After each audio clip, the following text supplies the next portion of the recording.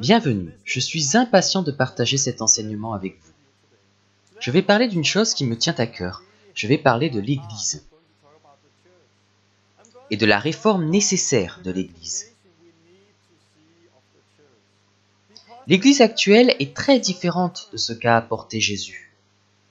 Si on revient dans l'histoire, on voit que l'Église primitive était une communion de croyants, un mouvement, un corps vivant.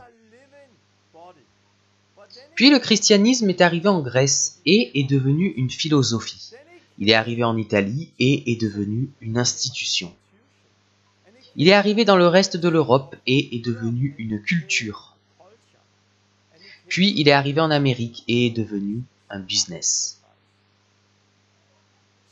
Donc au départ, c'était un corps vivant et c'est devenu un commerce. Mais si nous faisons un commerce d'un corps vivant, c'est de la prostitution. Ce que je vais partager va en bousculer certains, mais va montrer ce qu'est réellement l'Église. Et va en libérer beaucoup. Afin que nous puissions être l'Église dont il est question dans le livre des Actes, celle que Dieu veut que nous soyons. Que Dieu vous bénisse.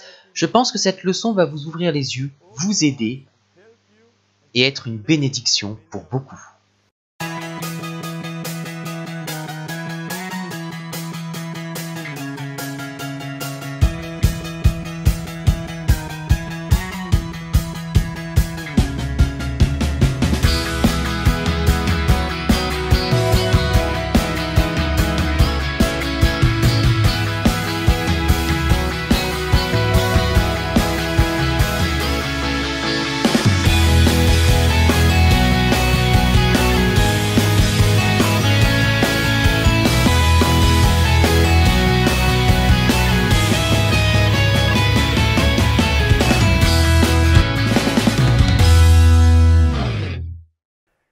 Bienvenue à la leçon 17 de la Pioneer School. Je suis impatient de partager cela avec vous. Et nous finirons la Pioneer School avec un sujet qui me tient vraiment à cœur. C'est un domaine dans lequel moi et beaucoup d'autres gens ont expérimenté une délivrance. Car nous allons parler de la structure de l'Église et de ce qu'elle est réellement. Mon ministère s'appelle The Last Reformation et c'est aussi le titre d'un de mes livres. Dans ce livre, je parle de la structure. Pourquoi faisons-nous l'Église de cette façon? J'explique que notre façon de faire l'Église n'est pas biblique et ne produit pas de disciples. Je suis impatient d'aborder ce sujet depuis le début, mais j'ai d'abord voulu poser des fondations et montrer d'autres choses qui ont été changées pendant l'histoire de l'Église. Je vais revenir sur tout ce dont j'ai parlé jusqu'à maintenant. J'ai commencé par une introduction. Les 2 premières leçons parlaient de sortir de la boîte. J'ai fait un historique de l'Église. Puis j'ai opposé la religion aux enseignements de Jésus. Ces leçons étaient une sorte d'introduction aux choses que je voulais partager dans la Pioneer School. Dans la leçon 3, j'ai parlé du livre des Actes. Et j'ai expliqué que c'est la vie chrétienne normale.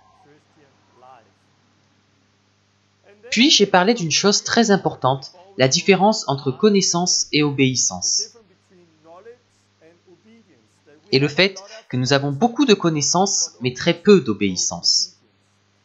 Dans tout ce qu'on fait, il est très important de ne pas se contenter de connaissances ou de théologie. Jésus ne nous a pas dit d'être intelligents. C'est bien d'apprendre de nouvelles choses. Mais il nous a dit des choses pour que nous les mettions en pratique.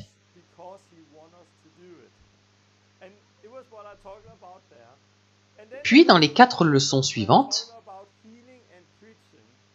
nous avons vu comment guérir, kickstarter et prêcher l'Évangile. Puis il y a eu 4 leçons sur les fondamentaux du salut. où nous avons parlé de la repentance, du baptême d'eau et du baptême du Saint-Esprit. Après ça, il était question de connaître Dieu et d'avoir une vraie relation avec lui. Avec la leçon 13, dans laquelle je parlais du jeûne. Puis j'ai fait 3 leçons sur qui est Dieu, où j'ai parlé de son amour, sa sainteté, puis de l'ancienne et de la nouvelle alliance, et du fait que nous sommes libérés de la loi, libres de vivre par l'Esprit. Voilà les sujets que Dieu m'a mis à cœur jusqu'à maintenant. Et je n'avais pas planifié tout cela.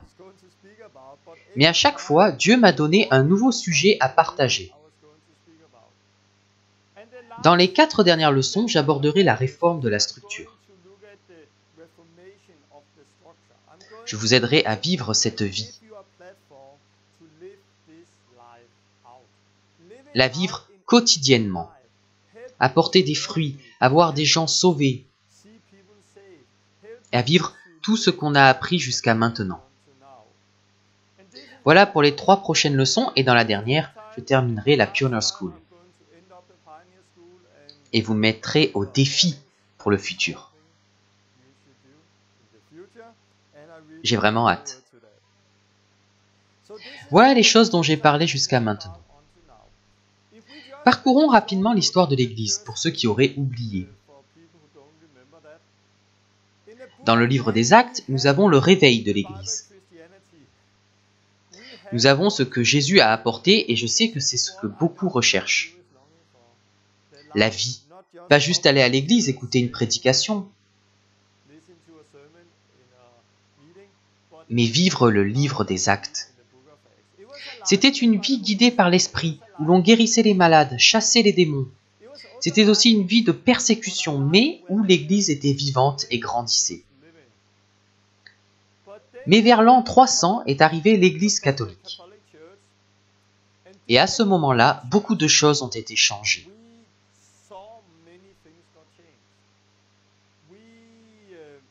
Presque tout a été changé en fait. Mais ensuite, Dieu a commencé à ramener l'Église à ce qu'elle était dans le livre des Actes. La première étape a été la réforme et la justification par la foi apportée par Martin Luther. Cela avait été changé par l'Église catholique. Mais Martin Luther n'est pas revenu au livre des Actes. Non, il a seulement fait quelques changements par-ci, par-là. Il n'est pas revenu au baptême biblique. Donc Dieu a dû faire quelque chose de nouveau. Et on a eu le réveil baptiste avec le retour du baptême biblique, sur sa propre foi et par immersion. Ce qui avait été changé par l'Église catholique et que Martin Luther n'avait pas réformé. Après ça, de nouvelles choses ont commencé. On a eu la sanctification par la foi des méthodistes, le mouvement adventiste et le baptême du Saint-Esprit. Ce sont des choses que nous lisons dans la Bible, les gens remplis, baptisés du Saint-Esprit. Et comme vous l'avez vu, le baptême dans le Saint-Esprit est le signe de la nouvelle alliance. Dieu qui répand son esprit sur toute chair et qui nous donne un nouveau cœur et un nouvel esprit. C'est ce que Jésus a apporté, mais le baptême du Saint-Esprit a été perdu avec l'Église catholique. L'Église luthérienne ne l'a pas aujourd'hui. Et beaucoup d'autres églises ne baptisent pas sur cette fondation. Donc nous avons eu cela, puis les dons de l'Esprit et les 5 ministères. Et si nous observons tout cela, nous voyons que Dieu a commencé à renouveler son Église. Certaines choses dont j'ai parlé durant la Pioneer School sont des choses qui ont été perdues au cours de l'histoire de l'Église. Si vous avez un arrière-plan luthérien, certaines choses vont vraiment vous provoquer. Si vous avez un arrière-plan méthodiste, d'autres choses vont vous provoquer. Si vous avez un arrière-plan baptiste, d'autres choses vont vous provoquer. Les sujets de discorde seront différents d'une personne à l'autre, selon votre arrière-plan. Mais ce dont je vais parler maintenant et la prochaine fois va, je pense, provoquer beaucoup d'entre vous, peu importe votre arrière-plan. Si vous observez l'histoire de l'Église, il est évident que Dieu renouvelle son Église.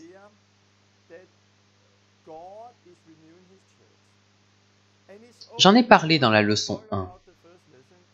Et il est aussi évident que beaucoup de doctrines qui ont été perdues pendant l'Église catholique sont réapparues, comme la justification par la foi, le baptême, la sanctification par la foi, le baptême du Saint-Esprit, etc. Donc beaucoup des choses importantes qui avaient été perdues sont réapparues. Mais il y a encore une chose qu'il faut réformer. Et c'est ce dont parle mon livre. La structure, la façon de faire l'Église. Si vous regardez à travers l'histoire la façon dont nous avons fait l'Église, il n'y a presque rien qui a été changé. Ce qui a été mis en place dans l'Église catholique est quasiment identique aujourd'hui. Tous voient l'Église comme un bâtiment. Tous ont un culte qui se déroule dans le même ordre. Tous ont une réunion le dimanche, sauf un, le samedi. Tous se ressemblent tellement. Si vous allez dans une église catholique et observez le bâtiment, ce qu'ils font et comparé à une église luthérienne, vous verrez qu'elles sont semblables.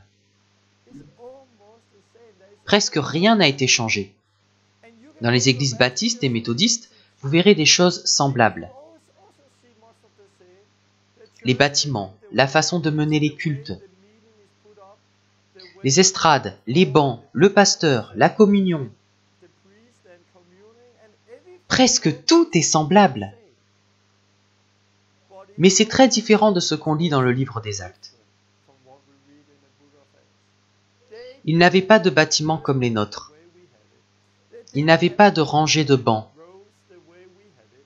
Ils n'avaient pas un peu de pain et un peu de vin pour la communion. Ils n'avaient pas de prêtres et de prédication.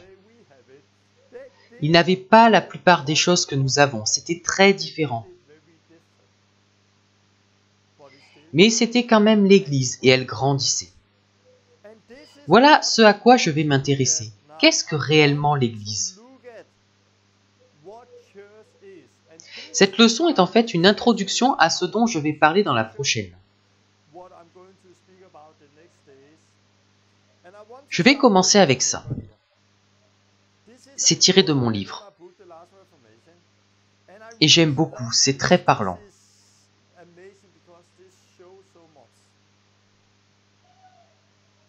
Le christianisme a commencé en Israël comme une communauté.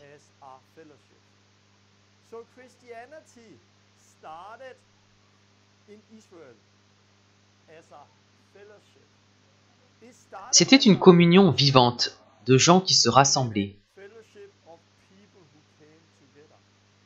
On peut aussi dire que c'était un mouvement qui grandissait de manière exponentielle. Jésus parlait du royaume de Dieu et disait qu'il allait se propager. Il parlait d'un royaume. Le royaume de Dieu était un mouvement. Donc le christianisme a commencé en Israël comme une communauté ou un mouvement. Il s'est déplacé en Grèce et est devenu une philosophie. Il s'est déplacé en Italie et est devenu une institution. Il s'est déplacé en Europe et est devenu une culture. Puis il s'est déplacé en Amérique et est devenu un commerce. Vous voyez ici clairement le chemin qu'a parcouru le christianisme. Ça a commencé comme une communion, comme un mouvement, comme un corps vivant de croyants. Lorsque 2 ou 3 sont rassemblés, je suis au milieu de vous, disait Jésus. Il se rassemblait avec Jésus-Christ comme chef. Mais ensuite, c'est devenu une philosophie. Et beaucoup de gens voient encore le christianisme comme une philosophie. Il s'est déplacé en Italie et est devenu une institution. On peut le voir avec l'Église catholique, qui est une grande institution. Il s'est déplacé en Europe et est devenu une culture. Puis il s'est déplacé en Amérique et est devenu une entreprise. Regardez les télés chrétiennes, c'est une entreprise, un commerce. Mais si vous prenez un corps, l'Église de Dieu est un corps. Si vous prenez un corps et en faites un commerce,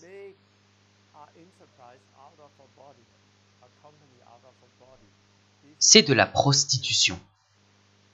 Nous avons prostitué le corps de Christ, car nous avons fait de son Église une entreprise.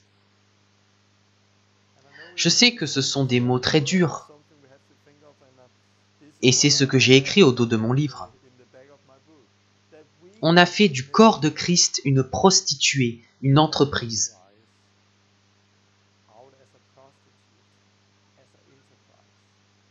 Et on essaye de le vendre, d'en faire un commerce. Mais ce n'est pas ça. Jésus ne va pas revenir pour enlever une prostituée, mais pour enlever une épouse sainte. Et je crois que c'est ce qui se passe aujourd'hui, c'est qu'une nouvelle réforme commence.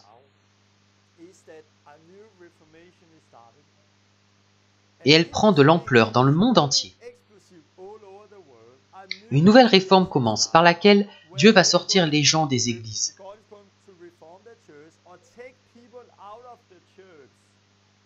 Les sortir de ces entreprises, des philosophies, de cette culture. Dieu va les sortir de ça. Et faire une nouvelle église avec eux. Il va travailler avec eux. Je constate qu'il y a un mouvement mondial où les gens en ont marre de simplement aller à l'église, marre de voir la situation de l'église, car ils aiment Jésus et ils veulent vivre la vraie vie. Ces gens sortent de là et commencent à vivre les choses dont je parle dans la Pioneer School.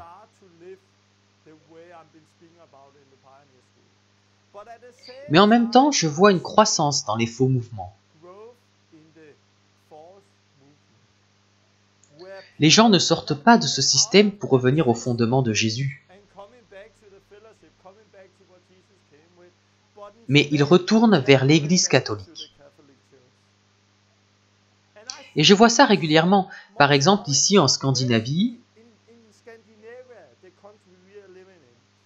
un des leaders d'une des plus grandes églises, qui a commencé beaucoup de bonnes choses ces dernières années, s'est, il y a quelques semaines à peine, converti au catholicisme. Il est maintenant catholique. Par ici, tout le monde en parle et se demande « Que se passe-t-il » Si vous lui aviez demandé 5 ans en arrière s'il voulait devenir catholique, il aurait répondu « Bien sûr que non ». Mais lentement, quelque chose s'est infiltré dans l'Église. Une mentalité, un système, et au lieu de revenir à la liberté du livre des Actes, ils reviennent au système de l'Église catholique.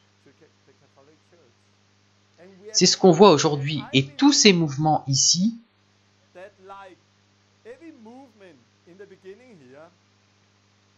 ont subi une forte persécution de l'Église catholique. Tous les vrais croyants dans l'histoire ont subi une forte persécution. Beaucoup de persécutions sont venues de l'Église catholique. Ils ont tellement de sang sur les mains.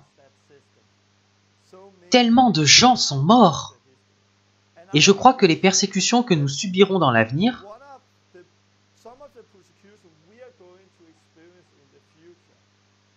ne viendront pas seulement des musulmans, comme beaucoup le pensent, mais de ce système. Car à travers ça, ils vont fonder une nouvelle religion mondiale, quelque chose d'attirant, mais qui ne sera pas le livre des Actes, l'Église vivante que Jésus a apportée.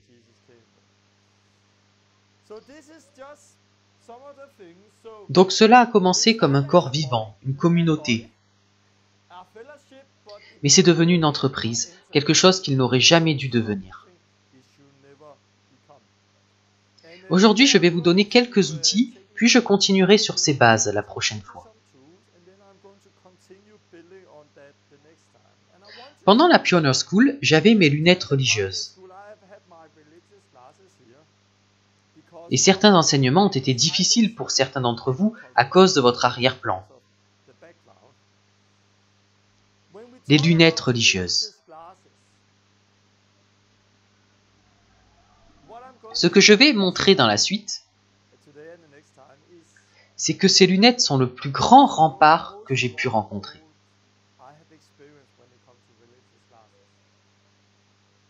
Personnellement, cela m'a pris du temps pour enlever ces lunettes, c'était dur. Si vous avez été provoqué jusqu'à maintenant, vous le serez aussi durant les prochaines leçons.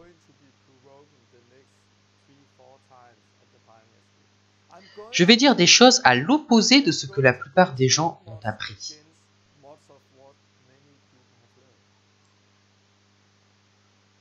Ça risque d'en bousculer certains et de créer un combat en vous. Quand Dieu a commencé à nous faire sortir de la culture de l'Église,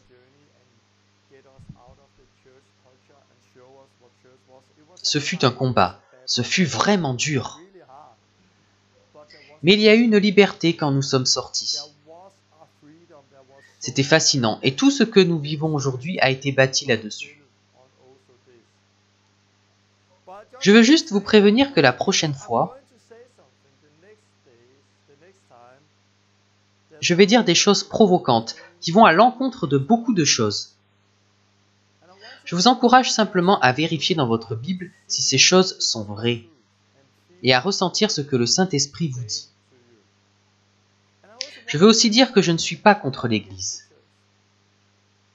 On pourrait le croire, mais j'aime l'Église.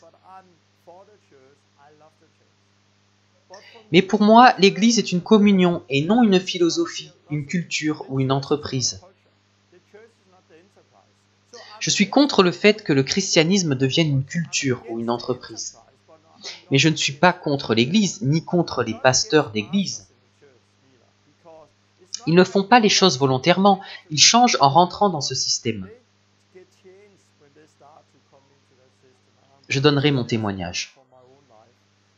Donc je suis pour l'Église et pour les pasteurs, je veux les rendre libres. Je veux les libérer de ce système afin qu'ils recommencent à faire des disciples. Comme Jésus l'a demandé, et pas seulement des gens qui vont à l'église. Donc je ne suis pas contre, j'ai prêché dans beaucoup d'églises. Et j'ai souvent parlé des choses dont je parle ici. Et cela va souvent à l'encontre des choses qu'ils font dans l'église. Mais je suis réinvité quasiment à chaque fois. Dans presque toutes les églises où je vais, parce que les gens aiment ça. Ils veulent cette liberté. Ils voient que cela fonctionne et que c'est la parole de Dieu. Donc je veux préciser que je ne suis pas contre l'Église.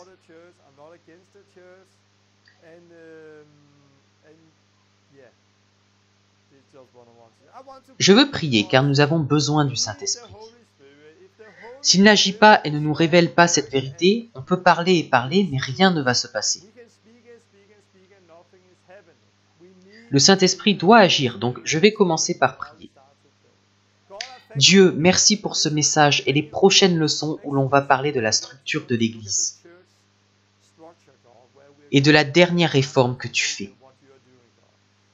Je prie que tu me donnes la sagesse et que tu ouvres les oreilles, les yeux et les cœurs de ceux qui vont regarder, afin qu'ils reçoivent tout ce que tu as pour eux. Merci Jésus, car tu construis ton Église et que nous pouvons en faire partie. Nous voulons en faire partie, alors viens avec ton Saint-Esprit et aide-moi à partager. Ouvre les yeux de tous ceux qui regardent. Je prie au nom de Jésus. Amen. J'aimerais commencer avec un témoignage. Certains l'ont déjà entendu, j'en parle dans une autre vidéo. Il y a quelques jours, ici au Danemark, j'ai encore eu une expérience forte et j'ai vraiment aimé ce qui s'est passé. Car cela montre ce que Jésus veut faire et ce à quoi nous aspirons. Nous avons vu tous se rejoindre, la puissance de Dieu, la guidance du Saint-Esprit et Jésus qui construit son Église. Je participais à une réunion. Et juste avant, je suis sorti pour marcher et prier. J'ai vu 2 personnes sur un banc dont une avait des béquilles. Il ne pouvait pas lever la jambe car il avait été opéré 6 mois auparavant. Il n'a pas pu marcher sans béquille pendant 6 mois. J'ai prié pour lui et là, juste avant cette réunion, Dieu est venu et il a été guéri. Ils étaient sous le choc, donc je les ai invités et ils sont venus à la réunion. Le lendemain, nous sommes sortis et l'un d'eux est venu avec un ami. Ils nous ont suivis car ils voulaient en savoir plus et voir la puissance de Dieu. Dans la rue, beaucoup de choses se sont passées. J'étais avec une famille de Norvège qui voulait être kickstartée.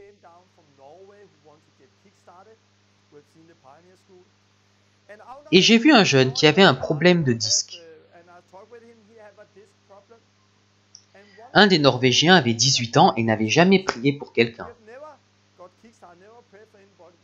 Je lui ai dit, « Viens, impose les mains. » Donc il a imposé les mains à ce garçon. Et le type a sursauté car il a senti quelque chose au niveau du disque. Puis la douleur est partie et il était guéri. Il demandait « Qu'avez-vous fait ?» en regardant le jeune Norvégien.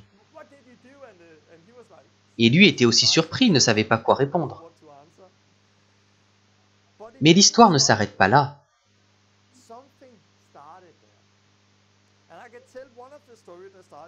Le jeune qui avait le problème de disque m'a contacté le lendemain. Et il est venu avec son père, son oncle et son cousin. Il voulait aussi que je prie pour eux. Ils étaient bosniaques orthodoxes, c'était culturel pour eux.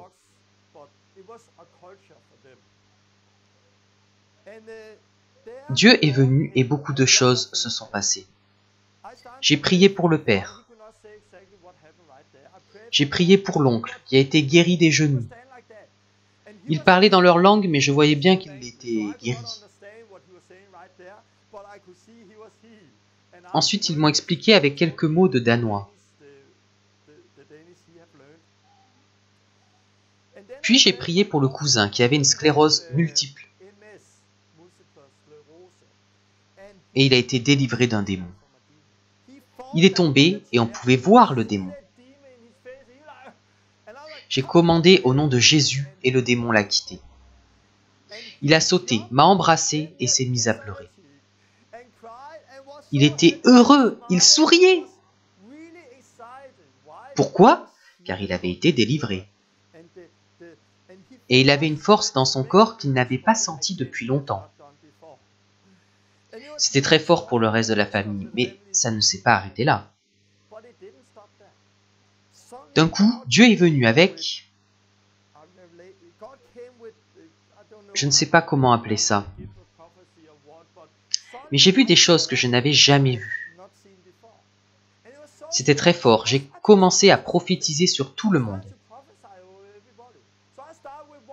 Toi, tu as été capitaine dans telle et telle équipe de football. Tu es un capitaine. Et j'ai prophétisé sur lui. Il était très ému et m'a demandé « Comment savez-vous » C'est comme si vous lisiez en moi. Comment savez-vous que j'ai été capitaine ici et là? C'est comme si vous me connaissiez. Vous savez tout de moi. C'était très fort. Puis le suivant. Tu n'arrives pas à trouver de travail. Et j'ai prophétisé sur lui et les suivants. Dieu était présent et c'était magnifique. J'ai fait une vidéo avec plus de détails et je vous encourage à la regarder.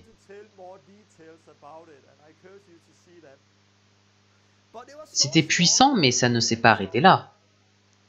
Dieu m'a aussi révélé qu'ils allaient commencer un groupe dans leur propre langue.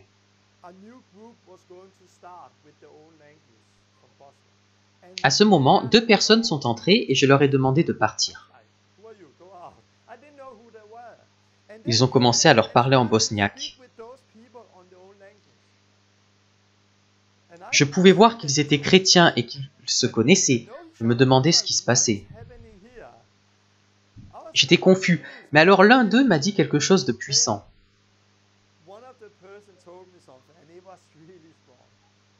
Ils m'ont raconté ce qui s'est passé.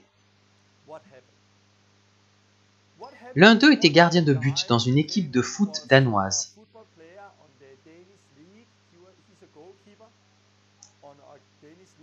De première ligue. Il voulait me rencontrer car il savait que j'étais en ville.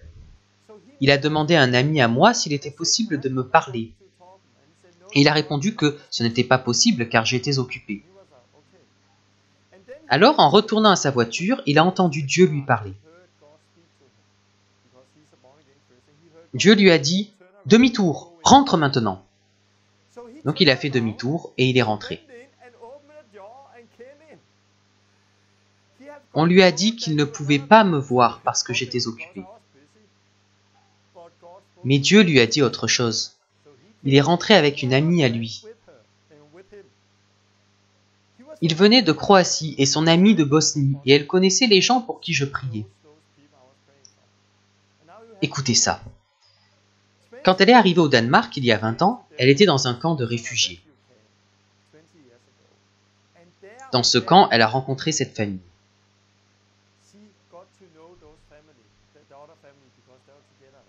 Elle était musulmane à cette époque.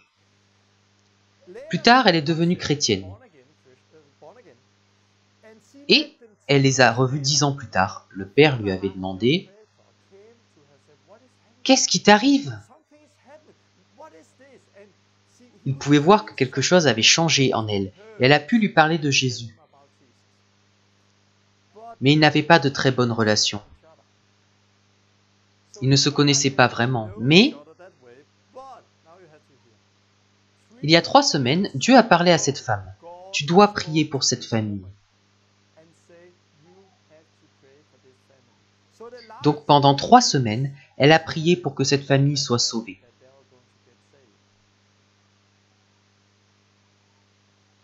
Et elle est rentrée dans la pièce au moment où je finissais de prier pour eux. Maintenant, elle va suivre cette famille et former un groupe dans leur langue. Exactement comme Dieu me l'a montré. Vous voyez comme c'est beau? Il y a eu la guérison dans la rue, le discipulat dans la rue, l'église dans la rue. Il y a la guidance de Dieu. On est sorti car elle a prié 3 semaines pour cette famille. Dieu nous a envoyés. J'ai rencontré le fils qui a été guéri. Plus tard, j'ai rencontré le reste de la famille. Dieu a parlé à ce joueur de foot. Et malgré le fait qu'on lui a dit non, il est quand même venu me voir avec une amie qui était celle qui avait prié pour la famille.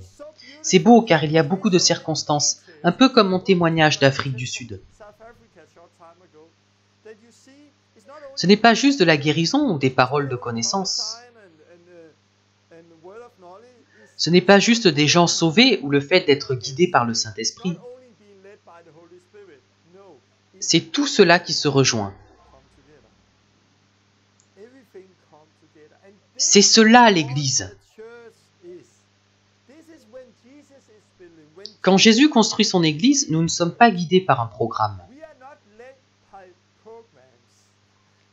Nous sommes guidés par l'Esprit et nous voyons tout se rejoindre.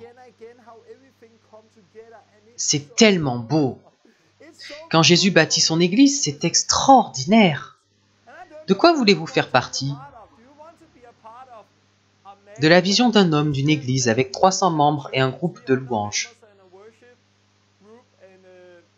Et vous qui venez simplement vous asseoir pour suivre cette vision de l'Église? Ou voulez-vous faire partie de la vision de Jésus, de la réforme, de Jésus qui bâtit son Église? Voulez-vous faire partie de cela?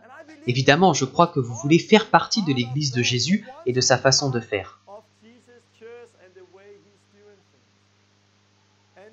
Parfois, il faut choisir. On ne peut pas tout faire en même temps. Il faut une réforme de l'Église. Si j'ai vécu toutes ces choses dont j'ai témoigné, c'est parce que Dieu m'a libéré de ma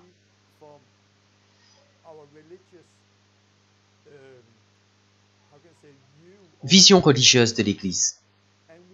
Je ne me concentre plus sur ma vision de l'Église, mais sur la vision de Jésus. Et sur ce que Jésus désire et bâtit. Je veux faire partie de ça, c'est tellement plus excitant. Et je sais que ce n'est que le début.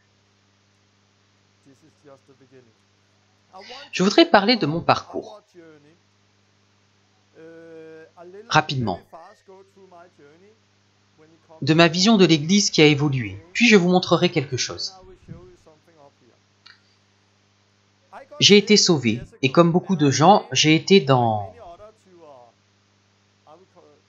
Oui, c'est une église. J'ai mis une croix ici. Donc j'ai été dans une église, un bâtiment.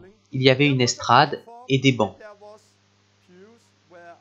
J'étais assis sur l'un d'eux et je regardais vers l'estrade. C'était un dimanche. Très rapidement, j'ai accepté l'idée que c'était cela l'église. Je croyais que ce que je faisais, c'était l'église. Mais rapidement, une frustration a grandi en moi. Et je sais que beaucoup d'entre vous ont aussi cette frustration. Je ne voulais pas seulement m'asseoir sur un banc tous les dimanches et regarder l'estrade. Je voulais faire plus, je voulais servir Dieu, je voulais aussi parler. Donc j'ai demandé au leader des jeunes, quand est-ce que ce sera mon tour de parler? Il m'a répondu, Torben, tu peux apporter ton aide pour les enfants, puis pour l'école du dimanche, et devenir leader des jeunes après plusieurs années. Alors tu pourras prêcher un dimanche par an.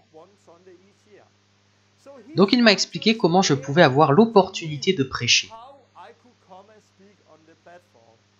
et comment gravir les échelons. Il m'a dit que ça me prendrait 5 ans pour pouvoir prêcher un dimanche par an. À ce moment-là, Dieu m'a ouvert les yeux. Et j'ai vu que beaucoup de gens qui venaient à l'église étaient morts spirituellement. Ils ne faisaient que venir à l'église, rien de plus. Je me suis dit, waouh, si je reste, je vais devenir comme eux. Nous avons donc quitté cette église et déménagé dans une autre ville pour aider une autre église. Dans les églises, je diviserai les chrétiens en 3 catégories. La première catégorie est la plus petite, 10%.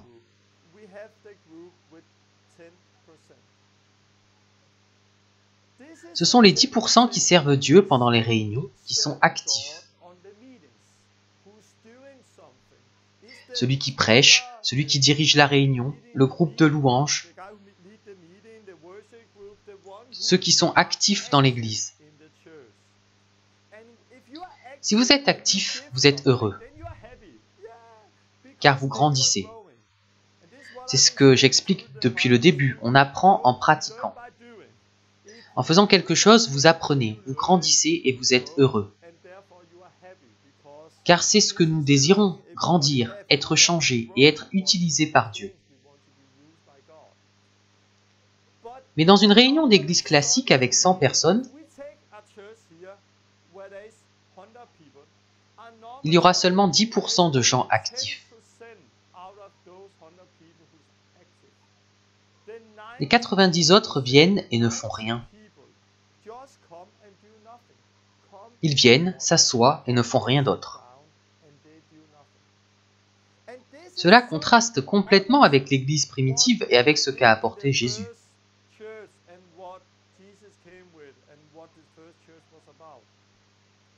L'Église primitive était un corps vivant, dans lequel chaque membre était actif. Il n'y avait pas qu'une moitié de bras qui fonctionnait, mais le corps entier. Tout ce système, les réunions, etc. C'est venu de l'Église catholique et ça s'est répandu partout. Mais dans le livre des Actes, c'était très différent. L'Église était beaucoup plus simple. Ils se réunissaient simplement en petits groupes et partageaient sur Jésus. La seule liturgie que nous avons dans la Bible, c'est lorsque Paul dit ceci.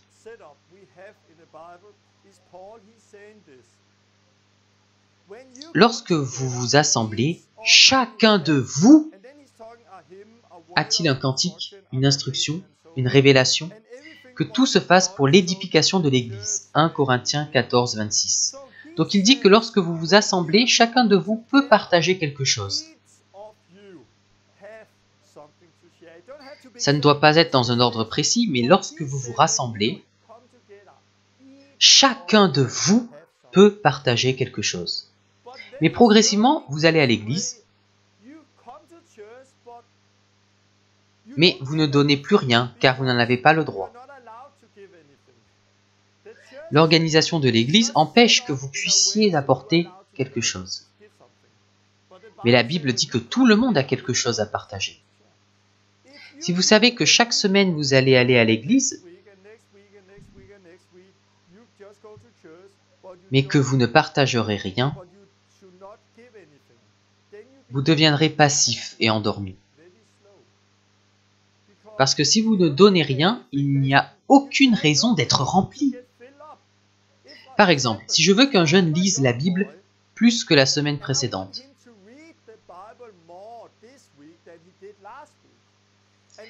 qu'il étudie mieux la parole et qu'il grandisse, c'est facile. Je lui dis, tu vas prêcher la semaine prochaine. Quoi? Je vais prêcher? Oui. Si je lui dis ça, je vous garantis que pendant la semaine, il va prier, dévorer la parole, il va la méditer et ça va le transformer. Car il sait que c'est son tour dimanche. C'est pourquoi nous avons besoin de plus que ça. Un lieu où chacun peut être utilisé par Dieu et apporter quelque chose. Car dans un lieu où vous apportez quelque chose, vous restez proche de Dieu. Car je sais que chaque semaine, certains ont besoin d'enseignement ou de prière. Il y a tout le temps des besoins. En sachant ça, je reste proche de Dieu. Car je sais que je dois être prêt à chaque instant. Mais ce système n'est pas fait pour ça. Seuls 10% sont actifs et les autres meurent spirituellement. Mais si vous n'êtes pas encore dans cette catégorie, il y a de fortes chances que vous faisiez partie des 30%. Qui sont ces 30%? Ce sont les gens qui sont frustrés. Ils en veulent plus. Ils ne veulent pas être passifs. C'était mon cas à l'époque. J'attendais mon tour. Dieu leur a aussi donné un appel. Pas seulement aux pasteurs et aux 10%, il a donné un appel à chacun de nous. Et nous sommes tous appelés à donner quelque chose. Donc ils sont frustrés. Mais vous ne pouvez pas continuer dans la frustration, ça va vous tuer. Donc vous ferez l'une de ces deux choses, rejoindre les 10%. Ou comme moi, vous quitterez l'église. Il y a des millions de gens qui quittent les églises chaque année. Non parce qu'ils ne veulent plus de Dieu, mais parce qu'ils en veulent plus. Ils doivent quitter l'église car ils ne voient pas comment ils peuvent servir Dieu. Je sais qu'il y a différentes églises, peut-être que vous n'êtes pas dans cette situation. Mais beaucoup savent de quoi je parle. Beaucoup de gens, après un long temps de frustration, tombent dans la plus grande catégorie, les 60%. Qui sont les 60%? Je les appelle ceux qui ont chuté. Souvenez-vous que chuter ne signifie pas quitter l'Église. Cela signifie abandonner son premier amour. Apocalypse 2:4. Mais ce que j'ai contre toi, c'est que tu as abandonné ton premier amour. Repens-toi. Chuter, c'est abandonner notre premier amour. C'est ce qu'ils font après un temps de frustration. S'ils ne voient pas comment ce qu'ils ont en eux peut se manifester, ils prennent cet appel et le mettent de côté. Ils mettent leur appel de côté car ils ne veulent plus être frustrés. Et ils se disent « Ok, je vais juste aller à l'église ». Et c'est ce qu'ils font, dimanche après dimanche. Et lentement, leur vie spirituelle s'éteint. Leur premier amour les a quittés, leur appel a été enterré. Et ils ne font qu'aller à l'église. C'est un endroit qui peut aussi être dangereux. Nous sommes appelés à servir Dieu. Il est dangereux de seulement aller à l'église. Des millions de gens meurent chaque année à l'intérieur de ce système.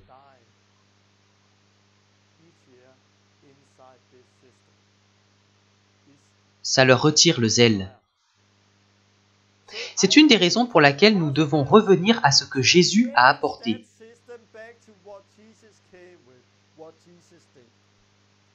Une autre raison est que ce système ne peut pas porter de fruits comme il le devrait.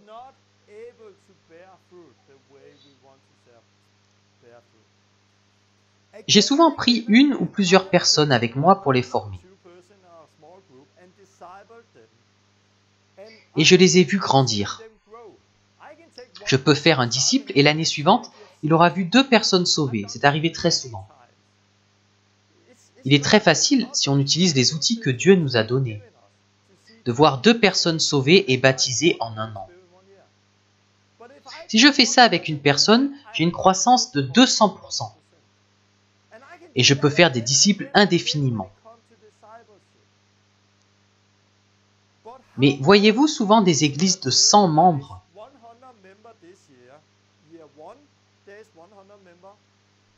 qui ont 200 membres l'année suivante, puis 400, puis 800, puis 1600? C'est une croissance de 100%.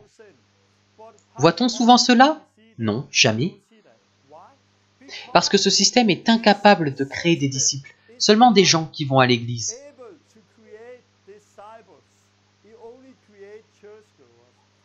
Au lieu que chacun porte des fruits au quotidien, au lieu d'avoir une multiplication, on ajoute quelques personnes. Donc de 100 membres, on passe à 110, 118, 115, puis 130, et ainsi de suite. Il n'y a pas de multiplication. Mais Jésus nous a demandé de porter du fruit. Comme le Père m'a envoyé, moi aussi je vous envoie, a dit Jésus. Chacun de nous doit porter du fruit. Ça ne suffit pas de dire « Hey, 3 personnes ont été sauvées à l'église l'année dernière. » Et vous? Chacun de nous est appelé à porter du fruit. Si on veut accomplir la mission que Jésus nous a donnée, nous devons changer notre façon de faire. Il a parlé de nations, pas simplement de faire grossir des petites églises. Il nous a demandé d'impacter le monde entier et on ne pourra pas le faire de cette façon. Je vais lire un passage de mon livre, The Last Reformation. Dans un chapitre, j'explique qu'il nous faut des nouvelles églises.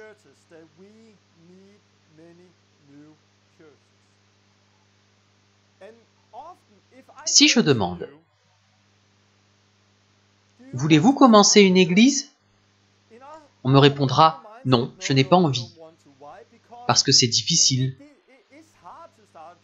Il faut un bâtiment, un comité, de l'argent, beaucoup de gens. Il faut beaucoup de choses, donc c'est difficile de commencer une église comme celle-ci. Mais si on prend comme modèle l'Église simple du livre des Actes, et que je demande si vous voulez commencer quelque chose comme ça, vous me répondrez « Bien sûr !» N'importe qui peut en faire partie, c'est beaucoup plus simple. J'aimerais demander au pasteur « Que voulez-vous? Une église avec 1000 membres? Et pourquoi pas 1000 églises avec 10, 15 membres plutôt? Quelle est notre ambition? Changer le monde? Ou remplir des églises? À ce propos, j'ai beaucoup d'amis pasteurs qui ont commencé des églises avec un seul but, faire des disciples. C'est la raison pour laquelle on devient pasteur. On aime Dieu, les gens, et on veut faire des disciples. Mais qu'est-ce qui arrive? On commence de manière sincère. Mais cette façon de penser vous fait rentrer dans une boîte. Et après un certain temps, on se rend compte qu'on ne fait plus de disciples.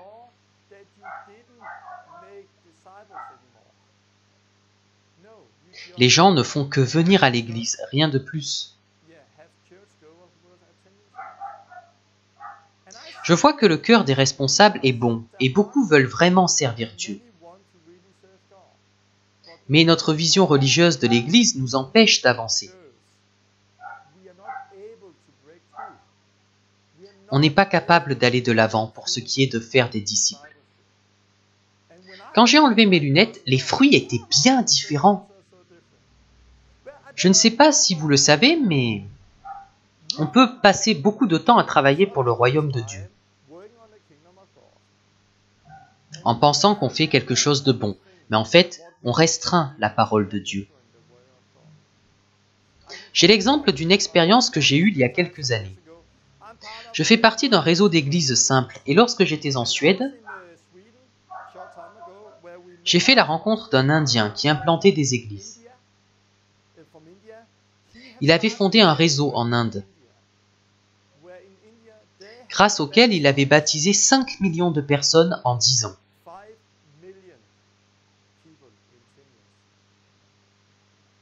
5 millions en 10 ans. On regarde les méga-églises en se disant « Waouh, il y a 10 000 personnes !» Et on lit leurs livres. Mais là, on parle de 5 millions de personnes en 10 ans, et pas 10 000. La raison? La multiplication. On doit propager plutôt que rassembler. Propager, faire des disciples, envoyer. Donc ce type qui a fondé ce réseau m'a dit une chose que je n'oublierai jamais. Il y a quelques années, une grande organisation ecclésiale américaine est venue pour aider dans ce que Dieu faisait en Inde. Donc ils ont apporté beaucoup de temps de travail et beaucoup d'argent, énormément d'argent, pour financer tout ça. Mais après quelques années, ils ont arrêté. Et cet homme m'a regardé avec les larmes aux yeux et m'a dit «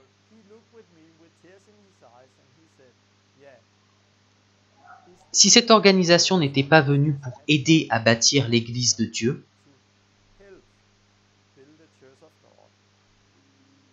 nous n'aurions pas baptisé 5 millions de personnes, mais 8 millions. Car lorsqu'ils sont venus, la croissance naturelle s'est arrêtée. Ou elle a ralenti. C'est intéressant quand on y pense. Nous avons ici une organisation qui, de bonne foi, veut bâtir l'Église de Dieu.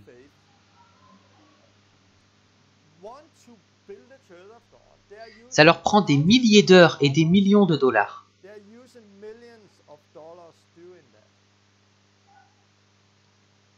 Mais le résultat final est 3 millions d'âmes en moins.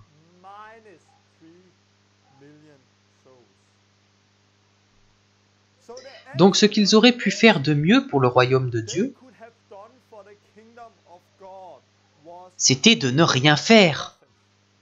Je répète, Ce qu'ils auraient pu faire de mieux pour le royaume de Dieu, c'était de ne rien faire. C'était de ne pas utiliser leur temps et leur argent pour bâtir le royaume, car ils ralentissaient la croissance naturelle. L'Église de Dieu est un corps vivant. Il grandit naturellement si on le laisse grandir. Mais beaucoup font la même chose. Notre façon de faire l'Église freine la croissance naturelle.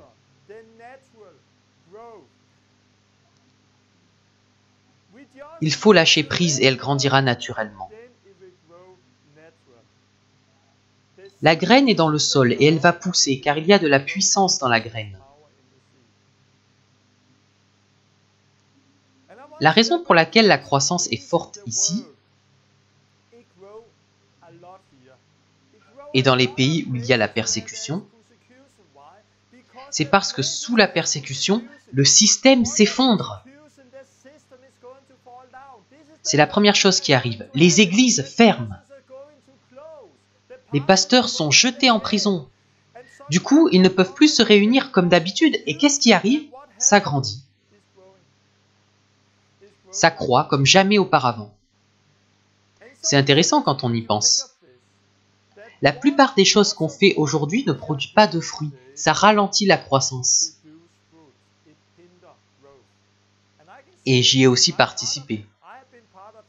J'ai aidé à implanter des églises dans 3 villes pendant 14 ans. J'ai fait la même chose. Mais aujourd'hui, nous avons une croissance exponentielle dans le monde entier. Pourquoi? Parce que nous faisons des disciples. Nous avons changé notre façon de faire l'Église. Dans mon livre, il y a un chapitre, beaucoup de nouvelles églises.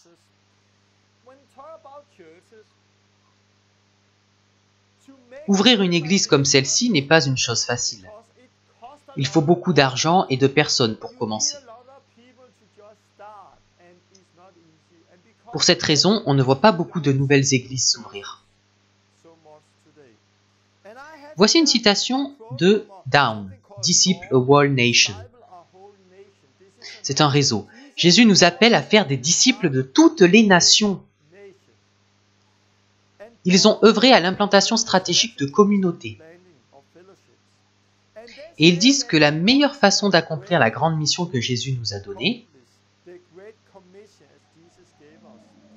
c'est d'avoir une communauté pour 500 à 1000 personnes.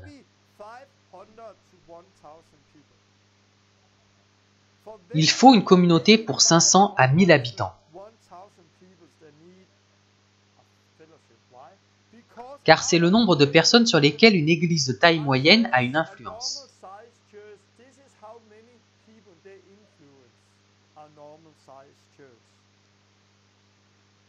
Pour une ville moyenne du Danemark, il y a environ 30 000 habitants.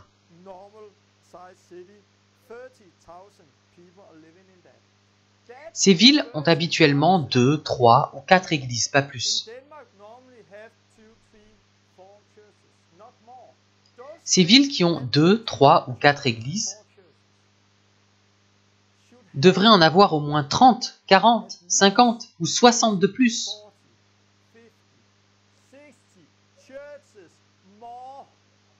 Pour pouvoir accomplir la grande mission.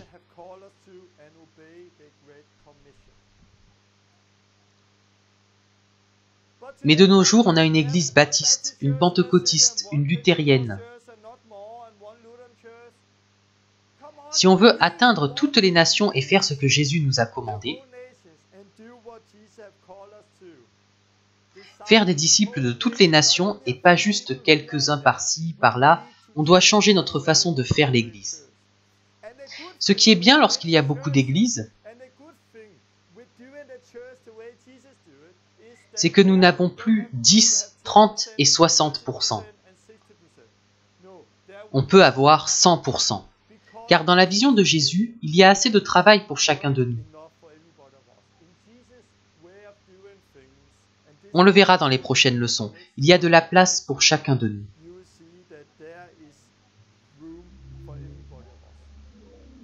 Retour à mon histoire. J'ai déménagé et j'ai commencé une nouvelle église dans une autre ville. On voulait faire les choses différemment, on voulait faire des disciples. Donc pour notre première réunion, on s'est dit « Ok, tu vas diriger, je vais prêcher. Il faut aussi récolter les offrandes. » Et si je souhaitais la bienvenue, puis on aurait 2 chansons, puis l'offrande, puis 3 chansons, ensuite tu parlerais pour finir avec la communion? Oui, super! C'est drôle parce que j'ai quitté ce schéma car je voulais faire des disciples. J'ai fait une église dans une autre ville, mais ce n'était pas différent. J'ai fini par faire exactement ce que je ne voulais pas. Je ne voulais pas simplement faire une église, je voulais faire des disciples. Mais j'ai reproduit exactement le même schéma. C'est une chose qu'il faut comprendre, il n'est pas facile de faire sortir ce système de vous. Certaines personnes ont acheté mon livre et l'ont lu 10 fois. À chaque lecture, ils se sentent de plus en plus libres, comme si quelque chose les quittait. Et à la fin, ils sont complètement libérés. Il n'est pas facile de s'affranchir de ce système. Je vous encourage à le commander sur Amazon. Donc j'étais dans cette ville et honnêtement, je n'ai pas porté de fruits. Ça n'a pas grandi, il n'y avait pas beaucoup de témoignages forts. Donc peu de temps après, j'ai encore déménagé pour faire une nouvelle église avec de nouveaux amis. Et il s'est passé quelque chose. On a commencé dans notre salon. Et pour la première fois, c'est comme si les lunettes tombaient un peu. Je voyais par-dessus. Et là, quelque chose a changé ma vie. J'ai eu un aperçu de ce qu'était l'Église. Car pour la première fois, nous n'étions pas seulement des membres. Nous étions une famille, on s'aimait. Quand on se rassemblait, chacun avait quelque chose à partager et chacun grandissait. Et pour la première fois, j'ai eu un aperçu de ce qu'était l'Église. Mais j'avais toujours mes lunettes et après une certaine période, on était trop nombreux. Alors on a fait des réunions classiques et la frustration s'est installée. Et on a fini par reproduire exactement le même schéma.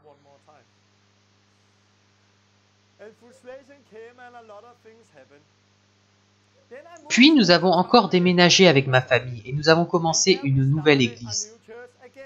Car c'est ce que nous avons à cœur, implanter des églises. J'ai plutôt bien commencé, mais peu de temps après, c'était la même chose.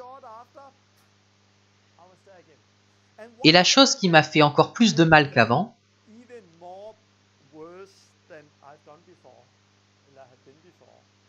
c'est que dans les 2 autres églises, je n'étais pas le pasteur, j'étais évangéliste.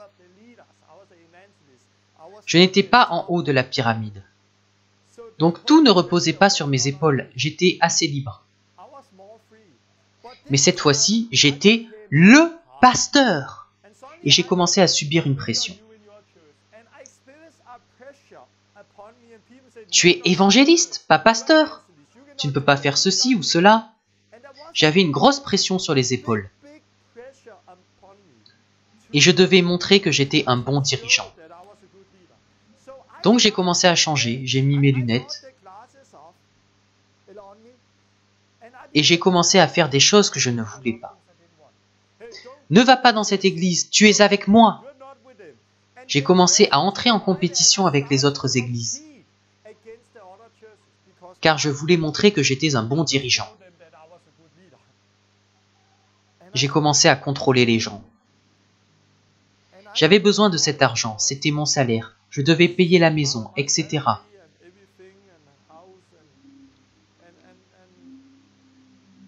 Et j'ai commencé à faire des choses que je n'aurais pas dû faire. D'une certaine façon, je manipulais les gens. Ce n'était pas ma volonté, mais c'est maintenant que j'en suis sorti que je me rends compte.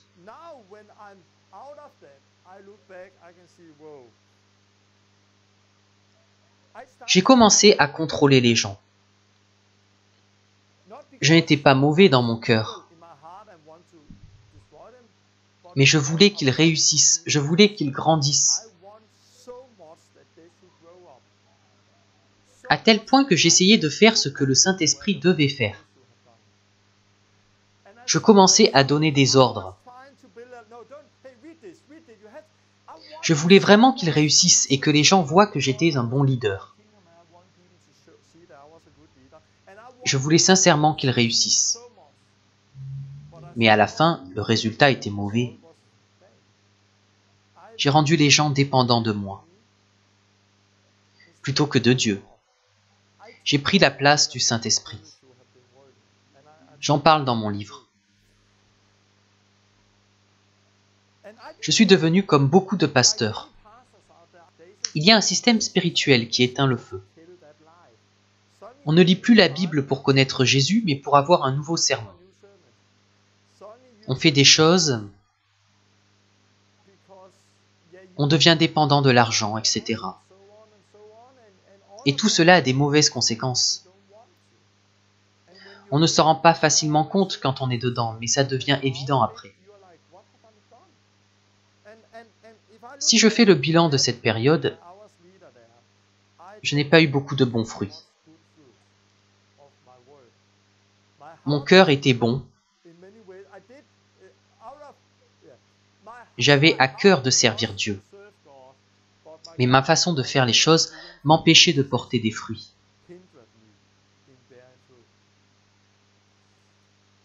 Puis Dieu m'a donné un rêve.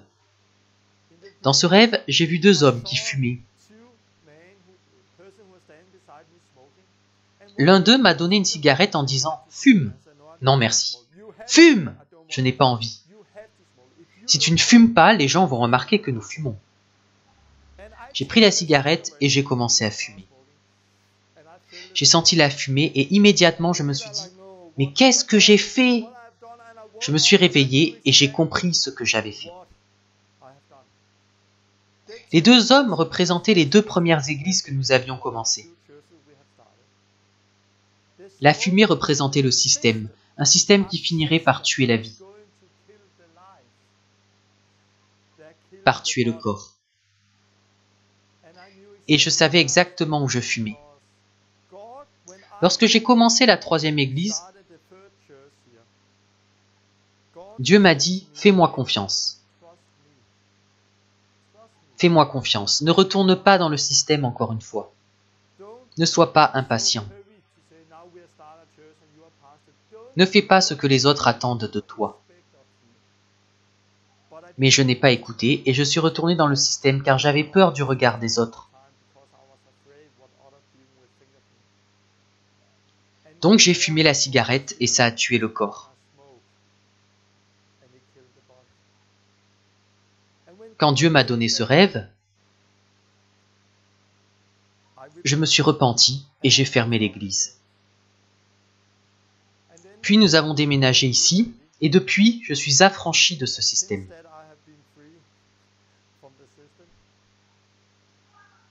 On implante beaucoup d'églises et on en aide d'autres. Je parle à des conférences sur l'implantation d'églises. Et on voit une croissance comme on n'en a jamais vu avant.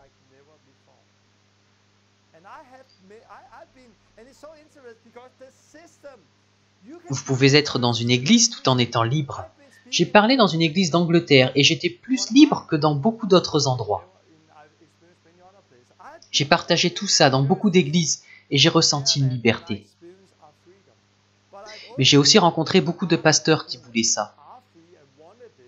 Mais les dirigeants avaient peur de perdre et ne faisaient pas confiance au Saint-Esprit.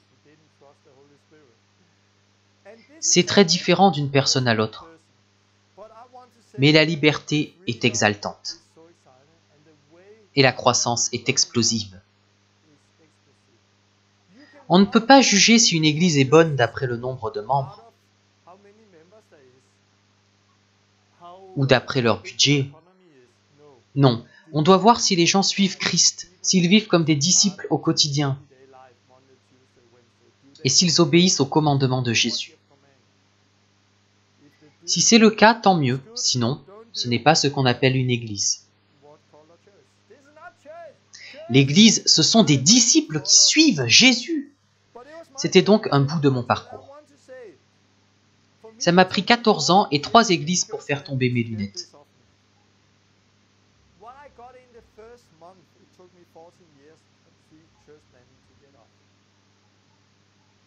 On doit vraiment être vigilant, car c'est très facile de retomber dans ce système.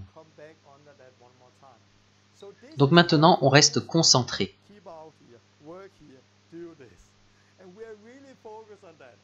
Parce qu'on aime cette liberté et qu'on veut la conserver. Je vais continuer en parlant de la multiplication et de comment rendre l'Église plus simple. Puis je terminerai en parlant rapidement du système. Et nous continuerons la prochaine fois en regardant ce que Jésus a fait. Je vais lire 2 choses. Dans la Bible, il y a le grand commandement. Il en est question dans Matthieu 22. Quelqu'un demande à Jésus, « Maître, quel est le plus grand commandement de la loi ?» Et Jésus répond, « Tu aimeras le Seigneur, ton Dieu, de tout ton cœur, de toute ton âme et de toute ta pensée. » C'est le premier et le plus grand commandement. Donc le plus grand commandement, c'est d'aimer Dieu de tout votre cœur, de toute votre âme et de toute votre pensée. Mais il y en a un autre qui est semblable. Tu aimeras ton prochain comme toi-même. Puis Jésus dit, de ces 2 commandements dépendent toute la loi et les prophètes. Donc nous avons le grand commandement. Puis nous avons la grande mission dans Matthieu 28, 18 à 20. Jésus dit, « Tout pouvoir m'a été donné dans le ciel et sur la terre. Allez, faites de toutes les nations des disciples, les baptisant au nom du Père, du Fils et du Saint-Esprit. » Voilà donc la grande mission. Si nous regardons l'Église de la manière la plus simple possible, la première chose, a dit Jésus, c'est d'aimer Dieu de tout notre être. Nous sommes appelés à aimer Dieu. La chose suivante, c'est d'aimer son prochain. Il est important de commencer par aimer Dieu. Car si vous aimez seulement votre prochain et pas Dieu, cela devient un amour humaniste. Mais vous ne pouvez pas aimer Dieu si vous ne le connaissez pas vraiment. Et c'est par le Saint-Esprit que l'amour est versé dans votre cœur. Alors nous pourrons avoir de l'amour pour les gens. Pas un amour humaniste, mais un amour véritable. Un amour par lequel nous disons la vérité, pour que les gens puissent être libérés. Donc ce n'est pas un amour humaniste. Aimez Dieu, aimez votre prochain et faites des disciples. Faites des disciples, c'est très important. Aimez Dieu, aimez votre prochain, faites des disciples de toutes les nations. C'est ça l'Église. Jésus a dit, « Là où 2 ou 3 sont assemblés en mon nom, je suis au milieu d'eux. » C'est le modèle d'Église le plus simple. Nous sommes rassemblés, nous aimons Dieu, nous aimons notre prochain, et nous faisons des disciples. C'est ça l'Église. Ce que j'ai fait l'autre fois, quand les gens ont été guéris, sauvés, kickstartés, c'est l'Église. C'est ça l'Église. Le problème, c'est qu'on met tout ça dans une boîte, depuis l'Église catholique, et cette boîte restreint notre amour pour Dieu et pour les gens, et nous empêche de faire des disciples. Pour représenter cette boîte, je vais mettre du scotch.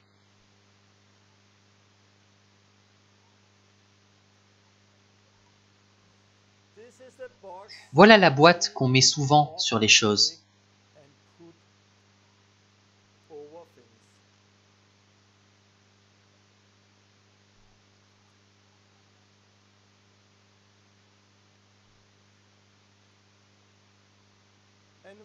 Que représente cette boîte? Premièrement, le bâtiment.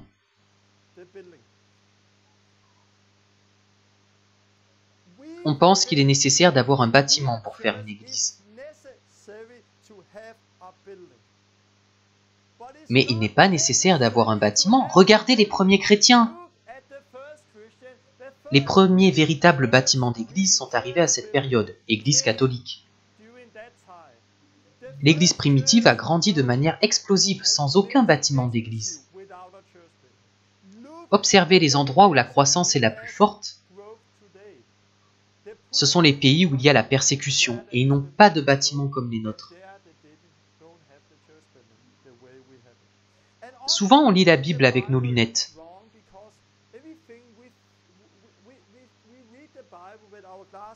Par exemple, Actes 2, 46. Ils étaient chaque jour tous ensemble assidus au temple. Ils rompaient le pain dans les maisons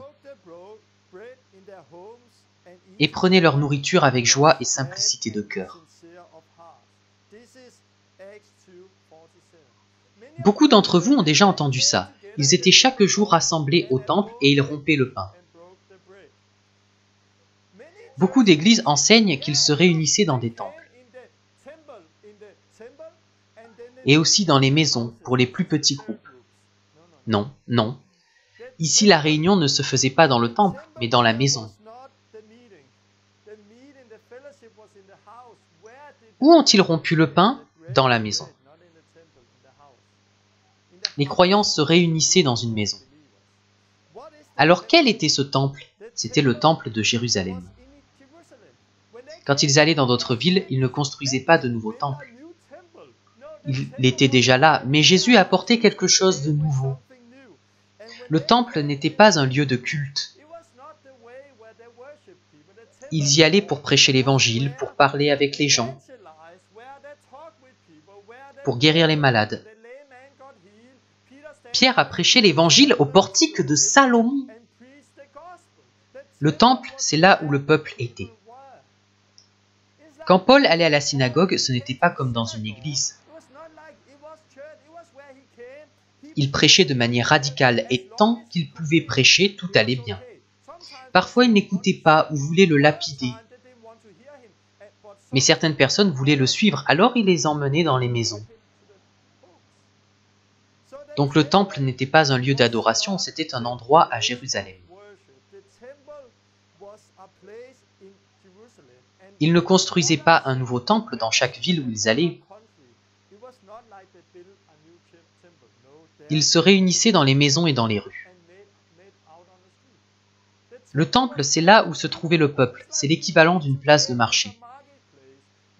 On sort pour parler de Jésus et partager l'évangile. Des gens sont sauvés, puis on va dans les maisons pour manger, avoir la communion. Puis on sort encore, d'autres gens sont sauvés et on retourne dans les maisons. C'est comme ça qu'ils procédaient. L'Église primitive n'avait pas de lieu de rassemblement comme nous en avons. Quand vous avez une église, vous avez besoin de personnel. Et le problème, c'est que vous avez des gens payés, des gens qui font des choses et des gens qui ne font rien. Nous sommes tous appelés à travailler pour le royaume. Nous sommes tous des employés. Vous êtes appelés, je suis appelé. Il n'y a aucun corps avec seulement quelques professionnels. Tout le monde doit travailler. C'est le problème de cette configuration. J'explique rapidement. Dans la Bible, il y a les 5 ministères comme fondation.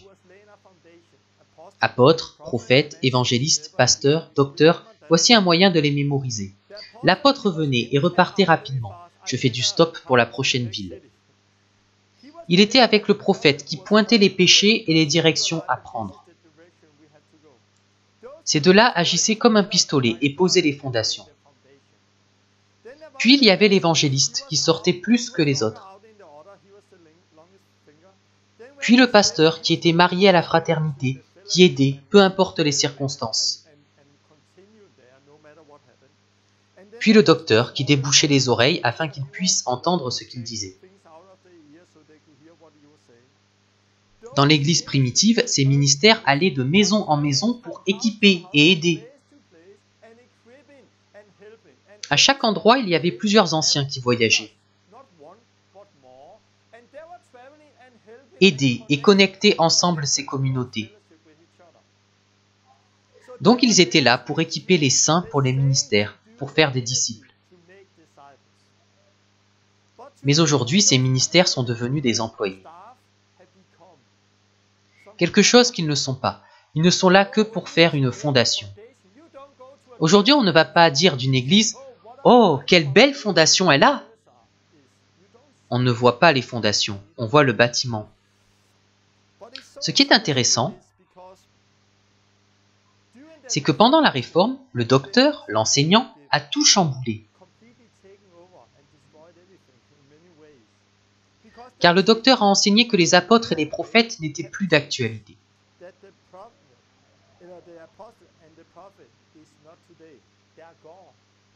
Certaines églises croient qu'il n'y a plus ni d'apôtres ni de prophètes. C'est l'enseignant qui dit cela, mais ce n'est pas marqué dans la Bible. Il a aussi enseigné que le pasteur est l'équivalent du docteur.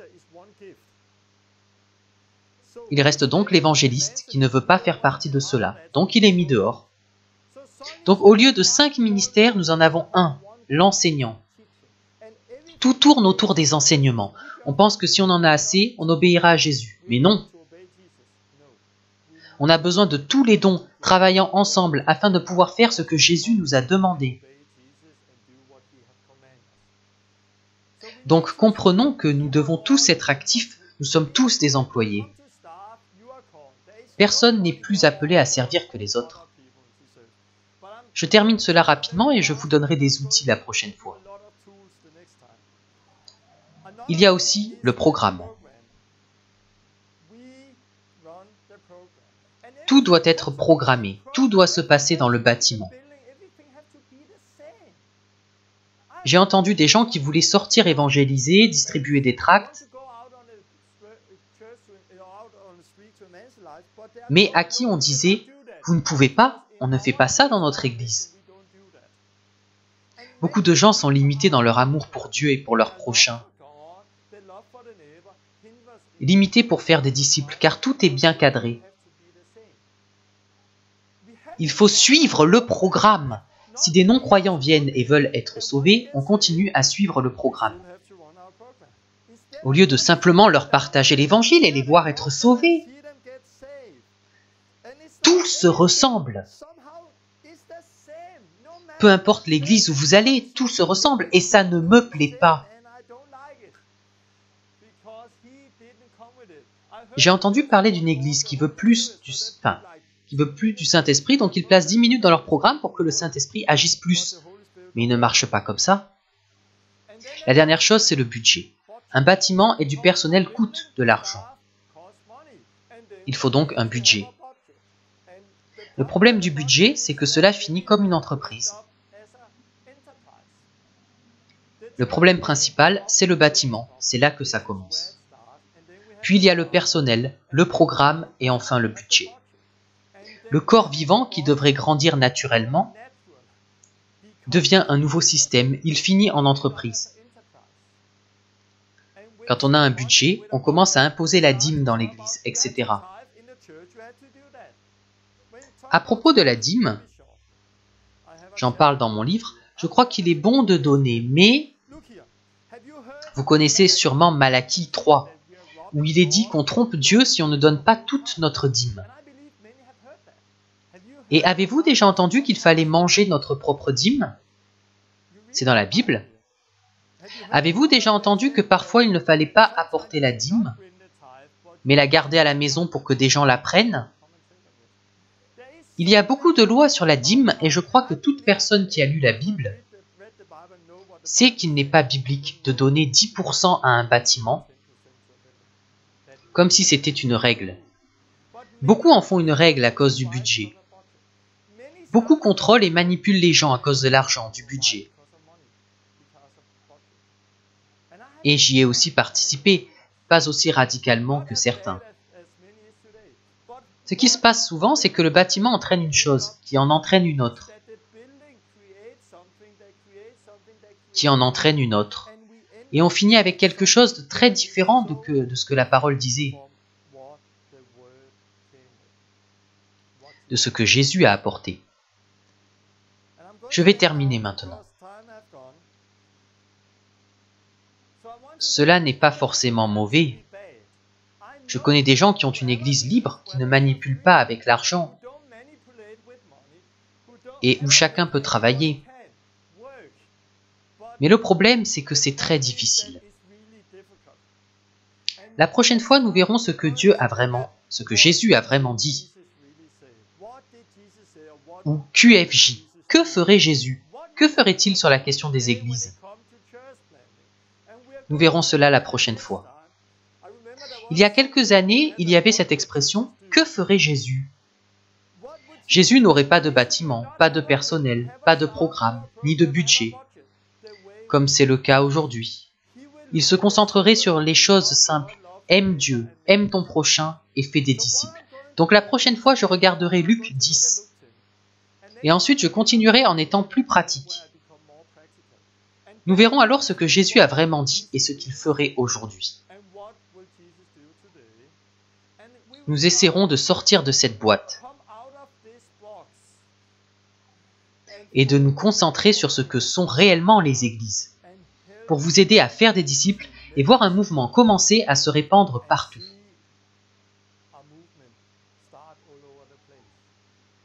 Je le crois de tout mon cœur. Car si on travaille comme Jésus nous l'a demandé,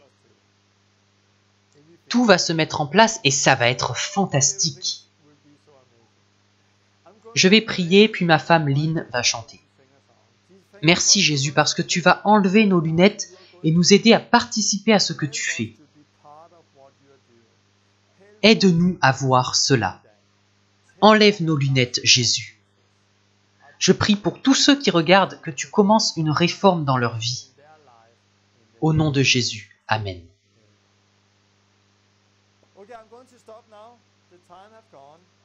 Vous pouvez commander ce livre sur Amazon. Je vous encourage à vous le procurer. Il vous aidera à comprendre certaines des choses dont j'ai parlé.